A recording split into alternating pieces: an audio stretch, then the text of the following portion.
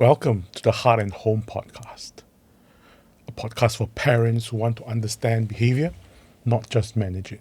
Here, we go beyond quick fixes and surface strategies into what actually drives your child's actions, emotions, and patterns.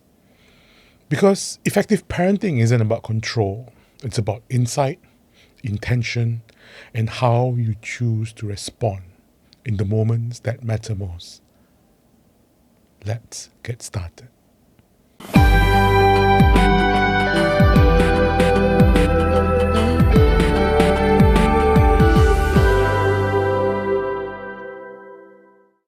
Welcome back, everybody, to the Heart and Home podcast. This is the part 2 where we have our special guest today, James. Thank you so much for being here. James is from Lutheran Community Care Services. LCCS. Lutheran Care Community. Community care services. Quite a mouthful. Community so care that's what you, services. yeah. So many syllables. Yes. It's okay, just LCCS. That's right. Thank you so much for being here with us, James. Yeah. So, in our last episode, we were talking a little bit about the restorative process, and very interesting that it's actually started with the Maori culture and how it in this process it involves everybody. The PEB, the person engaging in bullying, the PBB, the person being bullied, and then the bystanders as well.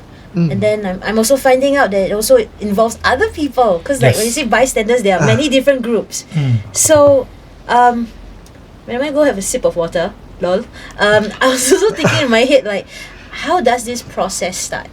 Is it a case where like, okay, everybody step in, we're going to sit down and talk now? Or is it a different groups first? And this is coming from a person who has like no idea, and I don't know if maybe the parents out there who are driving home right now, How would you explain this to a normie? Like a parent driving home, they have no idea what this is also. So I cannot get technical. I must maybe go by principles. Or Yes. in that sense. So the interesting thing is that while there are various forms of restorative practices taking shape in different cultures, over in Singapore, in LCCS, we have developed our own what we call 7 principles in how we can facilitate a restorative process. And this is like our own internal research on how parents or educators or children and youth experience our process and describe what the whole process is about. So first of all, the first principle, we have this principle about facilitating willing participation. So when you invite people into a dialogue, you have to engage them to understand what is the expectations for them to be in this conversation. What are they going to likely experience in it? What sort of questions you're going to ask? What do you need? What do you require of them in this process, and who will be there in the circle as well, so that people. So the principle is what's the principle? The first principle is inviting someone. Facilitate willing. Facilitate willing participation. Willing participation. Okay. Yeah, that's right. Yeah, okay. So you go to each group first. Is that it? Or each individual. Each individual. Yes. Oh my God. So there's like 100 people in there, be like 100 like. Oh no. No lah. Probably won't be 100 lah. Like 99 lah. We have not done the 99 person conference yet, but. What's the most that you've done?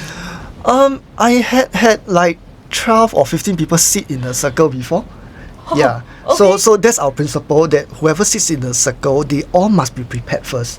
They all must go through our script in terms of what we are going to ask in the circle, so that nobody will be caught by surprise. It's to be fair to them. It's to be fair to them and to allow them to process. Even actually, we find that even without doing the circle, the individual preparation process can be a healing process by itself, because people get to talk and share about their stories. They get to talk about what they've been affected by, what their unmet needs are actually, and how do they hope to see resolution. And it's probably the first time that they're actually being heard. Yeah. Possible. I felt that. Possibly the first time that somebody sees me, somebody is actually listening to me, somebody is supporting me. So this again go back to the efficient or effective kind of thing like if you have to prepare everybody, it will take time. But we believe a lot that when you spend time now, you will save time later.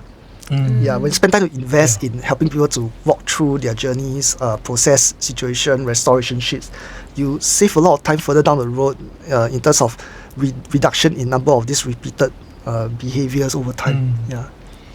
Okay, so we are done with the first principle. What was the second principle be? Oh man, there's still 6 more. And Six more. Then It's okay, it's okay, we have by the time we we have finish time. the We can full have 3 podcast. episodes. No problem.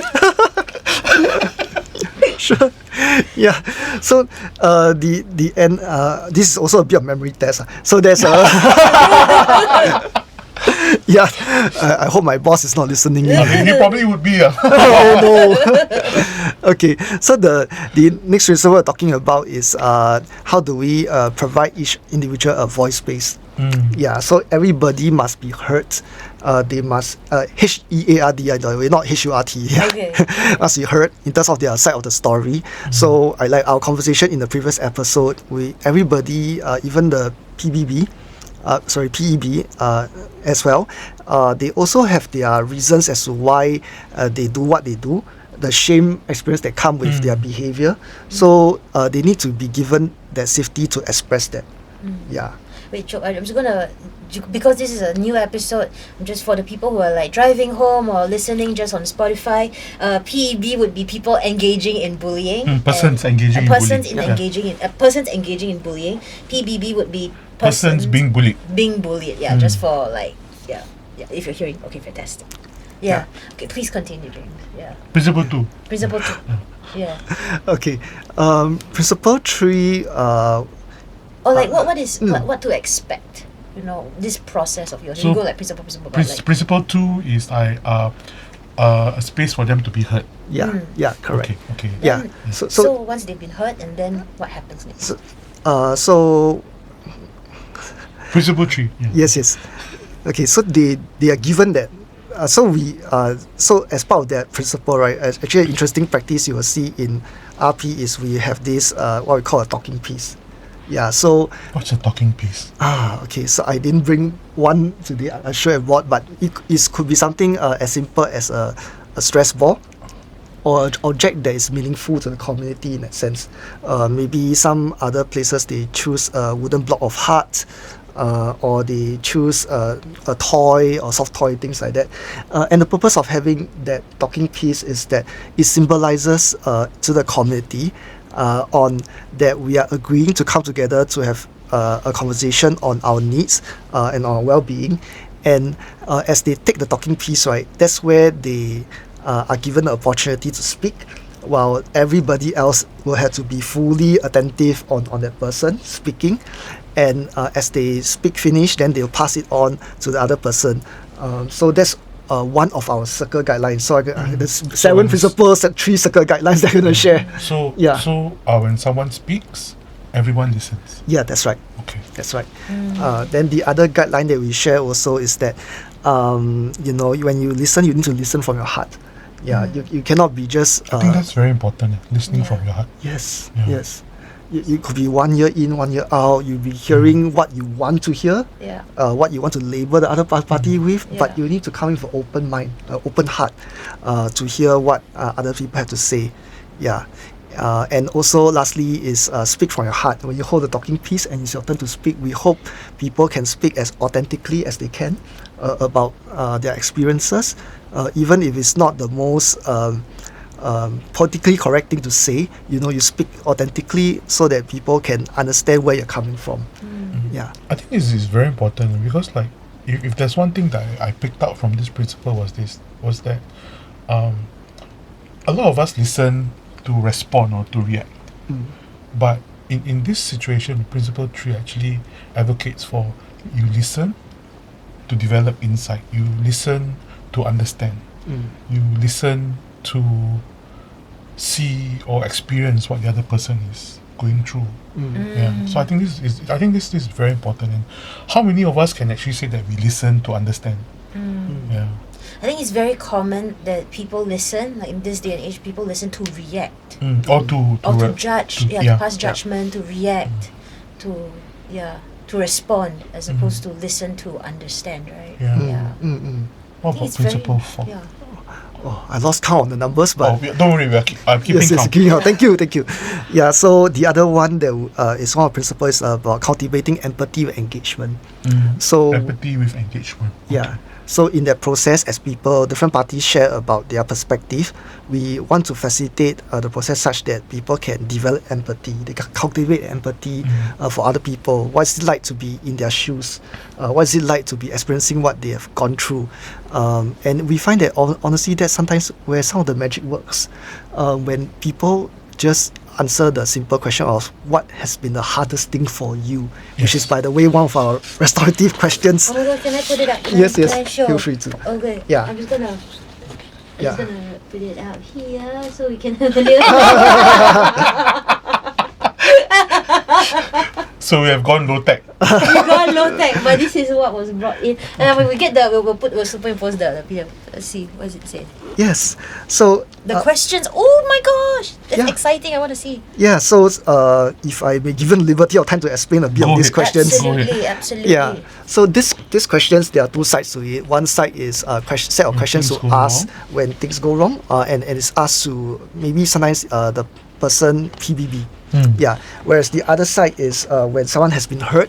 That is usually questions we help we used to ask those who the person being bullied on how they can process their side of the story. Yeah, and also there are other supporters as well. There are Yes. friends, there are family members, and honestly, sometimes that's when the magic happens. When maybe the parent of the child who's being bullied share what has been the hardest thing for the parent. We hear stories like how the parent is worried feel helpless about sending the child back to the school, about the kind of community the child experienced, but yet the very difficult decision, do I have to pull out the child from the classroom? Do I have to request a transfer somewhere else? How do I ensure safety for that? So sometimes when the other parties hear this kind of emotions coming out raw from the parents, that's where the empathy can happen. I think also it's also very important for the parent of the person engaging in bullying behavior, and also the parent for the person being bullied, to hear their challenges and their struggles. Yes. Yeah. Exactly. Yeah. So we had this story or this case where we had to facilitate a restorative circle for a P5 girl, I believe. Yeah, P5 girl, who during one of our sessions in school, she was being pushed down by another P5 boy. Yeah, and the whole Okay. yes, and there's a bit of a history between the two of them in that sense. Yeah, so there's some of these track records in that way. So what happened for the girl was that she was so badly injured that she had to be hospitalized. Oh no. And then the hospital stay was also challenging for the parents of the girl as well, because they don't come from a well-off family. Yeah, so there were concerns over the medical bills and such. This happening in school? Yes, happened in a school situation, school setting. So when we discussed with the school, what happened was that we had to share quite a bit of where we come from in terms of this approach, because it's not always the norm that you dare to bring the both parties, the parents, to sit together, because I think a lot of people be concerned that instead of having a restorative circle, fireworks. yes, having World War, in the process. Like accusations, Yes. tables flying, chairs So flying. Yes. then which means then we go back to principle 1 again. Yeah. And then principle 1 ties back to principle 4. Yep. So we had to explain that we will never put people in a circle when they're not ready. Yes. Yeah. I think that's very important. Yeah. And we definitely back that up by our own individual preparation process on both sides just to hear and then assess their readiness to meet and talk through things, which thankfully they were agreeable, and they did, and we also shared and agreed the school to actually hold it in our office, because the school felt Neutral that place. yes, it's a neutral place, where we can all reset these kind of negative emotions that we all feel about the process. And it was quite, to use the word, effective in the sense that the parent of the person engaging in the bullying behavior was able to see the difficulties and the challenges of the person being bullied and their family, because they wouldn't have known this side of all this information, like the medical bills, things like that, because there's no way that the school can release out No, information to them. They won't. Yeah. They would. Even the hospital won't release. Yes, Yeah. yes. It can only come from the individuals themselves in terms of when they are open enough to share about their challenges. And so when that happened, the parent actually offered to, I don't mind covering part of your medical expenses. Yeah, which was a very wow thing for me, because I think it really demonstrates that they really could empathize with the other party, and also they really demonstrate that accountability over their process to help make things right. Yeah. To repair. Yeah. To To repair. repair relationships. Yes. Yeah. Yeah. I've got a question though. This one is like, before we move on to like the other parts of the circle, and then what happened? In this case, and then what happened? So when the parents said that, oh, we're willing to like Pay a part of the hospital pay a part, bills. and then how was the other family? Were they receptive? Yes. They were grateful. They were thankful. I mean, not just for the medical bill things, but also to know that the other party demonstrates that level of commitment to safeguard and ensure that so that future bullying behaviors will not happen again, kind of thing. I think to the parents that's more assuring, knowing that I can send my kid back to a school or to a classroom setting where there will be people who will help watch out for that process. Yeah. So number 5 is empathy. I can't remember 5, 6 or 7, but So number 5. yeah. The other principle that we will talk about in a circle is about how we leverage individuals' innate gifts. So How do we leverage what? individual innate gifts. Okay. Each Yeah. person's strengths. Yes, that's right. Yes. Each person's strengths. Yeah. So we always believe that everybody, when they come to a circle, they can offer their unique solutions. There are sometimes even beyond what protocols or processes can offer in that sense. So like in this story that I cited just now, definitely there's no disciplinary protocol in any schools that says, as a parent you need to recompensate, your medical expense. Yeah. But it's only because of the willingness of the party to actually share, to actually contribute in that way. Yeah. So we also had another interesting story where we again, many stories to share. We had this case where there was this secretary voice. I think it was some sort of a program in the school as well. And this boy has special needs. Yeah. So he while going to the toilet, right, a group of boys came in after him, ambushed him, pulled down his pants, turned the showers on him. Yeah, so you can imagine how. Guys, come on. What are you doing? You shower in the morning already.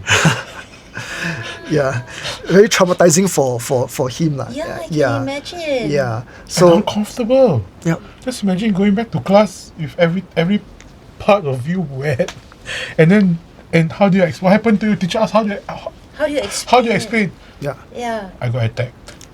Yeah, and if he's special needs, he's going to process things and the whole situation a little bit differently as well, right? Yeah.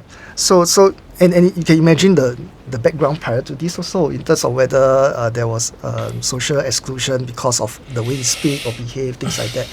So but thankfully it's part of our program that this happened, but also yet in school setting. So my colleague had the opportunity to actually suggest to all parties involved, let's have a restorative circle to resolve this issue. So we brought together the PBB, the PEBs, all the students, The bystanders, the bystanders as well, and also the parents of both sides coming in. And again, we asked those set of questions that I showed just now on the screen. And for the one of the parent of the person who is engaging in bullying behavior, right? So what he shared is that, I really sorry for what my child did, etc. So that's why I will also actually talk to my kid, about how I can actually encourage him to safeguard all this and prevent all these bullying behaviors from happening.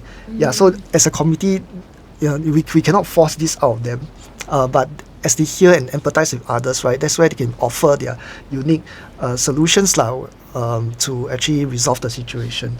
Yeah. Sounds quite intense actually. As you are sharing, as you are sharing this, right? I can't help but feel that, like, wow. It's pretty intense for the person experiencing the bullying.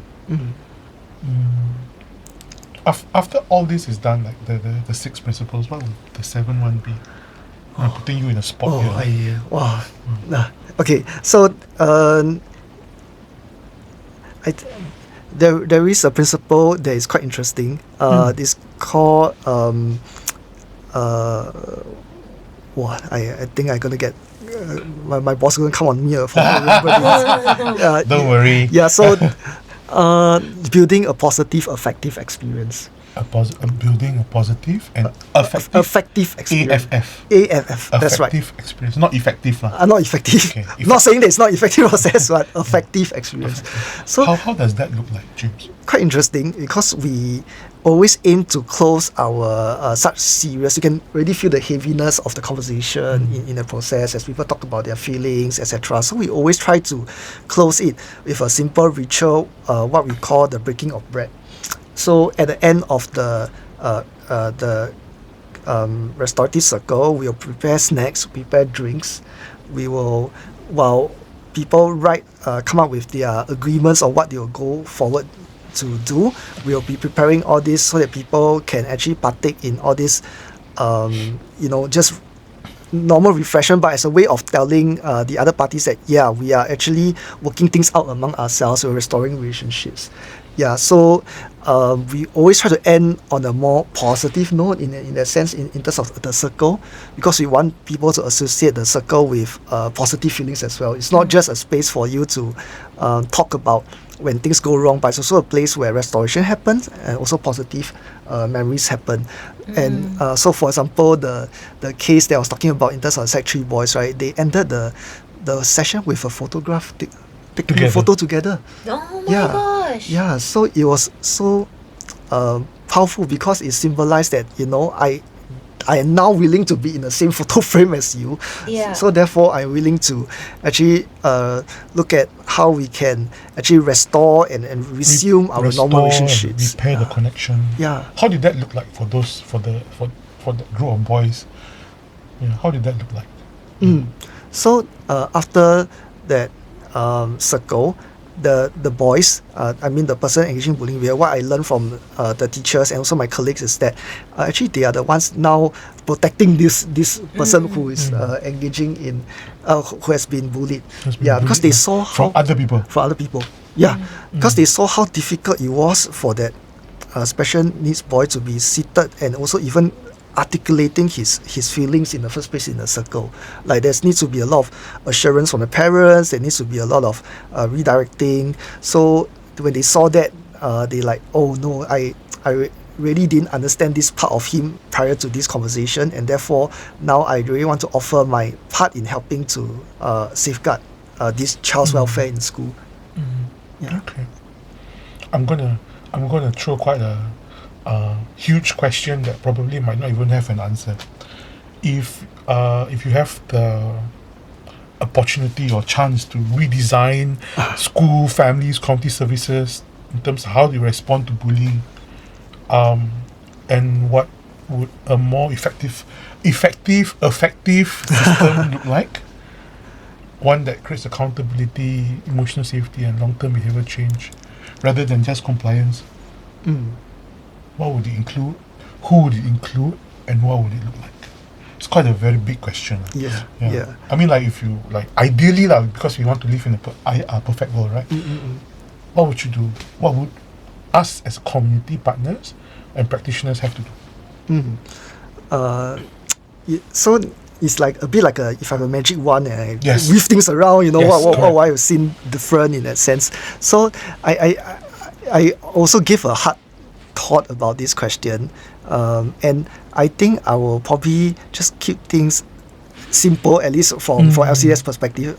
We will go back to our principles. Yes. So I think I just now I already mentioned about relational inclusion, and I think when coming to address bullying issues or behavior, that sometimes there's a lot of cautiousness about risk, cautiousness about what will happen if I bring together so many diverse perspective, even people who are on of different perspective coming together in a certain setting. It's going to be something that's hard to manage, hard to control. Therefore, I do not do it. Therefore, I only process individually with those who are affected. Yeah. But you can see that in RP, the magic is when all the entire community is able to come together. The person being bullied, the person engaging, the bystanders, parents, teachers, school leaders.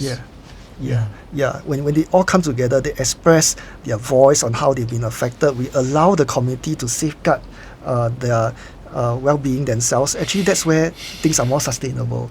But of course, having said that, if they're not ready, again back to principle one, we cannot force it upon them in that sense. By the way, I also want to put another perspective across, that when people think about restorative practices, they think of restoring as like, is along the terms of that relationship must be restored in order for the restoration process to be effective. But we don't always see it that way. We see that when you engage the person being bullied and you give him the space to actually share his side of the story, sometimes honestly that's what they need in terms of unmet needs. To be heard, to be seen. Yes, because not all the time we can get willing participation from the person engaging in bullying behavior to sit in a circle. But does it mean that restoration cannot take place for the person who is being bullied? Not necessary. So if their unmet needs is that they need validation to share their side of the story, we can always still hold a circle where we what we call a listening circle, where we gather them with people who matter to them. That could be the bystanders, that could be their family members, to actually hear their story and then offer words of encouragement or validation. So that's something to chip in terms of the thinking about the word restoration, that you need not have the outcome that after this we can be best of friends, we can be buddies. Sometimes restoration probably may need to take place first for the individual. I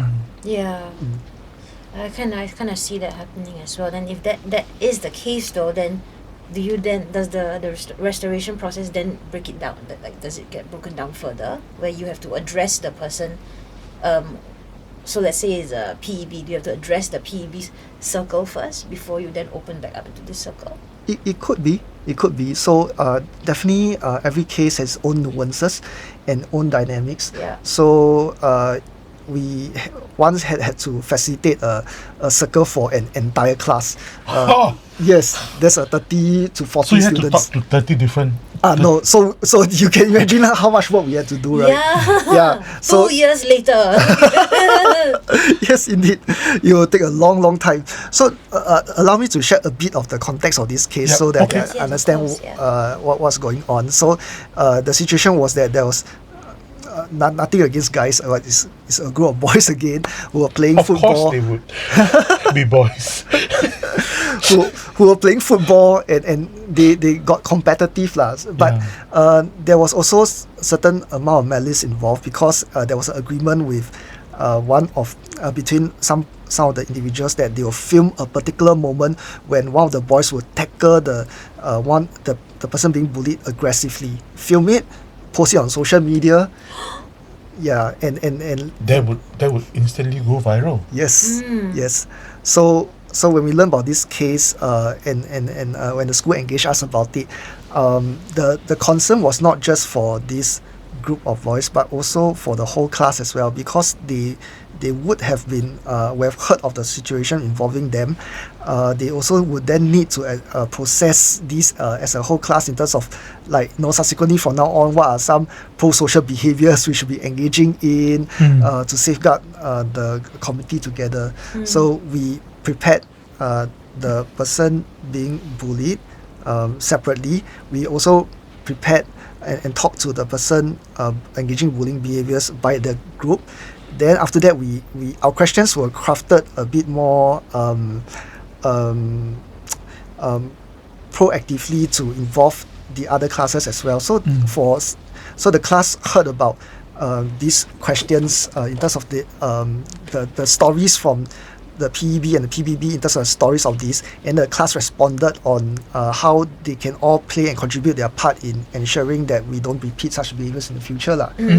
Yeah, so that is also one interesting case we had to do. So How long did that take? That whole process take? I'm really curious now.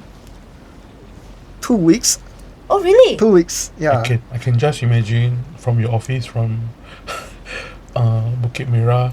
It's like a constant to and fro Yeah. over the 2 weeks period. Yeah. No, because there was urgency in the situation. Yes, I can the understand. media has been uploaded. It went viral. Yeah. Of course it and went then the viral. school is very urgent about it, because when this kind of things happen, they have to respond fast. Yeah. So therefore, we quickly arranged sessions, and we had to make it happen within a short period of time lah, so that the class can process it before the whole school will know of them, like, oh, that's that class that had that thing, you know. Yeah. Yeah, no, I agree. I'm- But for Yeah, go me, ahead, go can I ahead. just say something? Like, I really, really appreciate that the school chose this process as opposed to whatever's being, pushed out right now. The fact that they chose that, let's do the restorative process to address the situation. Because they could have the school could have very easily went like, Suspension, detention. Yeah, No, detention, suspension. come back, cane you. Come back and cane you. No, cane you, then you go home for your suspension. Yeah, suspension 2 months. Oh no, cannot. Too long. Oh, okay. Like 1 week maximum. One week. Then you find them at the arcade, So that's why I really appreciate when schools are, aware and will have that sense of awareness and are choosing this route. Yeah. I'm also heartened. I mean, there's going to be ongoing conversations and dialogue about caning for sure in terms of the recommendation that has happened. But I'm also heartened that there is also the acknowledgement and backing that there needs to be a restorative process alongside it. Yes. Yeah. It cannot just absolutely. stop at inducing fear Yeah. and Yeah. compliance. It Yeah. cannot just be about compliance. It needs to be about restoring and repairing connections. Yeah. Yeah. Yeah. Exactly. Yeah, it's not just like you did something wrong. It's more of like, this is why this is wrong. Yes. Yeah, and understanding the why is already. Then we go back to the keyword of discipline. It's to Yeah. teach, to educate. Yeah. Exactly. Yeah. One full circle. Yep. So I think in the previous talk that I did when you attended also, and when I showed the whole the ecological system, right? Yeah. I think the answer to this, right, is not just the school, it's not just the parents, it's not just the police or whoever. I think if there's my one takeaway from this in our conversations in the past 2 episodes, right, is that the solution is everybody in the system. Yeah. And everybody has a part to play, be it big or small. Yeah.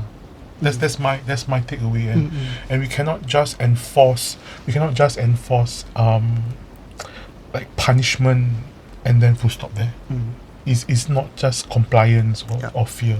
We need all the parts of the system to eventually come together and repair and restore connections. Yeah. What's your takeaway, Gloria? I Cannot be the same. now I'm a huge fan of this process, and I think one of the things that I'm kind of like at a crossroads is this has already been passed by like MOE about caning. Then aren't we pushing ourselves even further back from the choice of healing? Because this is we want to as a community, we want to continue to grow and want to expand, and that's what we talk about all the time, growing, expanding. But what is the real what is the real definition of growing and expanding? Is it caning your children as a form of discipline? Because that's punishment. And now that we've chosen this route, we are straying further from a route that actually offers effectiveness. That is way more Effectiveness effectiveness and effectiveness. and is and it's holistic. Yeah. And there will be growth and there will be expansion, because then the story that you had shared, because then there's community formed. They want to take a picture together at the end if that's like the choice and the best most positive result, right? Yeah. So what are we doing? So where I'm at right now is like, what are we doing? Yeah. We're moving further and further away. So that's The answer is within the system. yeah. Yeah, and everyone needs to just understand this. So now I have a question. Last one before we end our episode, Yeah, because we exceeded our timing limit. I know we did, but like, then it's okay it's so good. This conversation is so good. It's so exciting. If I'm a parent, if there's a parent whose child has been bullied, or know that my son is a bully, my daughter or son is a bully, can they approach the team at LCCS? Yes, for sure. Yeah. For sure. How would that go about? How would they go about doing it? So maybe so maybe I'll say the administrative thing up front first. You can always write to us at what's my the admin contact. Contact at LCCS. Wow, really? I was also. Not contact. Connect Okay, at LCCS. Oh, I almost forgot. LCCS.com. Yes, that's right. That's right. .org? .org.sg. Okay. Yeah, Okay. .org. So you can go to our website. You search us on the internet. You can see we'll drop it in the link below as Yeah. well. Yeah. So we also even have this bullying resource page that we just released. To it gives a detailed explanation of the 7 principles or other things that people have posed to us about the process of restorative practice. Yeah, so you can feel free to check that out. But also something that I may add to this parent question, because I was thinking about it, is in terms of how parents can respond when they learn about this. And if you can allow me to share a little personal story, it's quite funny. Yes. So, like not too long ago, my wife texted me over WhatsApp, James, the time has come. Yeah. So what time? I don't know what we're talking about. Then, I know what time it is. it's the time to learn that my under 2-year-old boy actually hit 3 other kids in school because they took his toys. Okay. Yeah. This is the time. Yes. And why we say the time has come is because we have always noticed that he's a strong-willed person. He doesn't like his things to be snatched away, and he will really defend his things. So Territorial. in that sense. So, but of course, unfortunately, I cannot use the rest of the questions. It's only 2 years old. I haven't He's 2 years old. say a lot of things yet, but I can identify the feelings that parents get when they learned that my child is engaging in bullying behavior, because that was a bit of a glimpse for me in that way.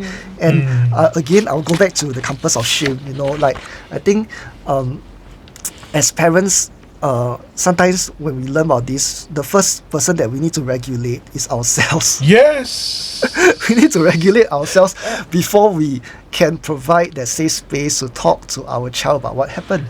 Yeah, because does your wife call you by your name, or does she call you by a pet name?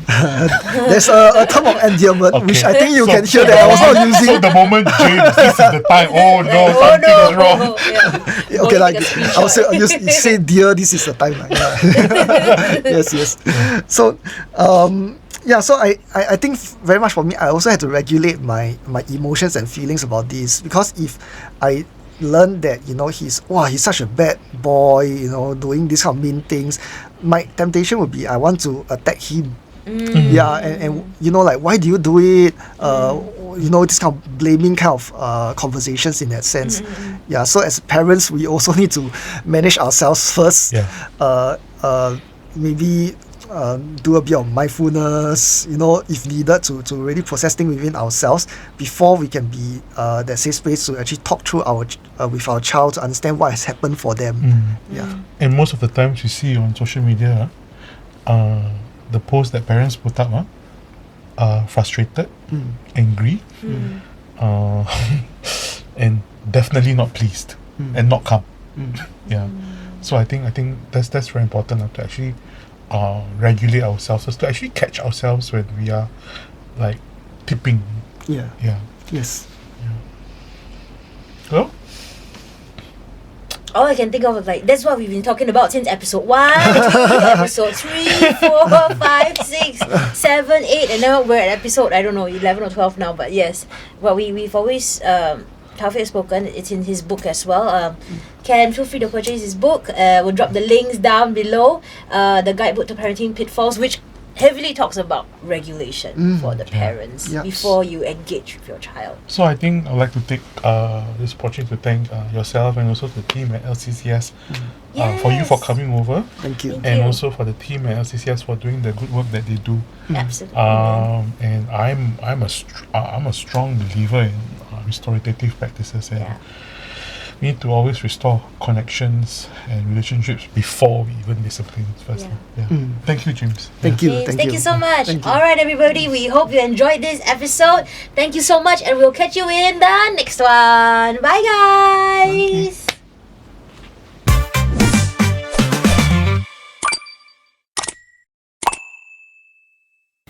Before you move on, pause for a moment. What stayed with you from this episode? If it shifted something in you, subscribe to Heart and Home Podcast and keep growing with us, one conversation at a time.